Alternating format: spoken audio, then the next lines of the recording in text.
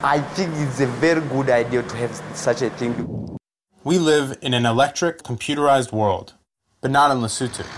Here, electrical wires are only strung on the one paved road in this country. I'm on my way to visit the Solar Turbine Group, which is a group of MIT students who are using old car parts to create solar thermal energy.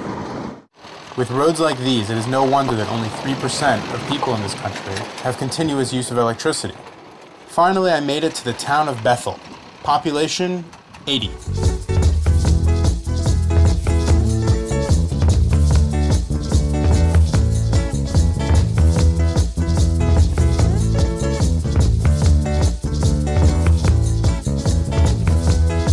This is a solar thermal turbine, which somehow is able to convert solar energy into electricity using nothing more than cheap car parts and household supplies. I have a history in Lesotho. I was a Peace Corps volunteer here. I got to know the area, the people, and understand maybe what kind of impact power can have in a place like Lesotho. One major pink line shows where most of the electricity goes, and that is along the one paved road. And the misfortune with this is that the amount of population living along that road is about 20 to 30% of the country. There are large solar power plants in the US, France, Spain, that are all based on solar thermal energy. So what I decided to do is try to build something smaller that's at a more accessible scale that could be deployed in a developing country using off-the-shelf car parts and air conditioning parts and plumbing supplies, something that can be built in a place like Lesotho.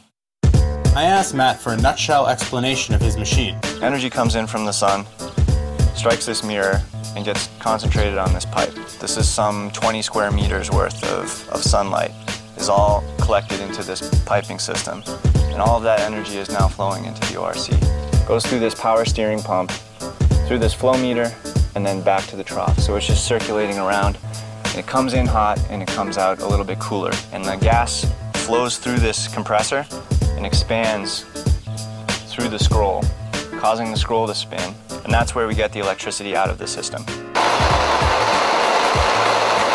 This project here also has another component of working with people from Lesotho and kind of doing some sort of knowledge sharing back and forth. I'm working here as an engineer.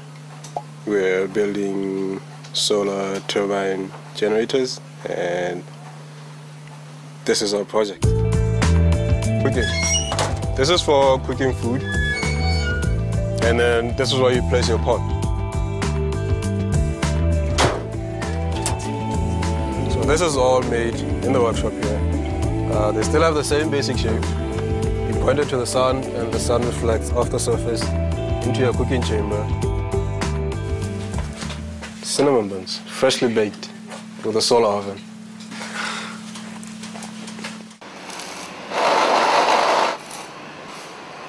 I need to weld to make sure that the frame is taking the shape of the jig of the parabola.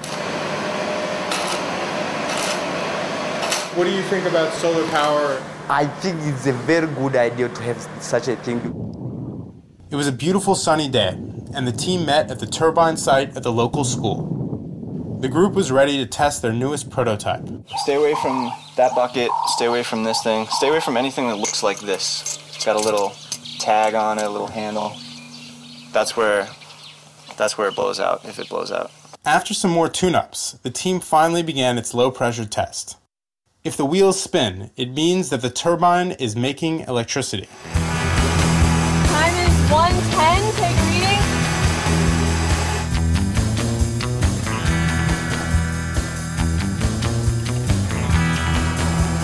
Well, fast. Rock it.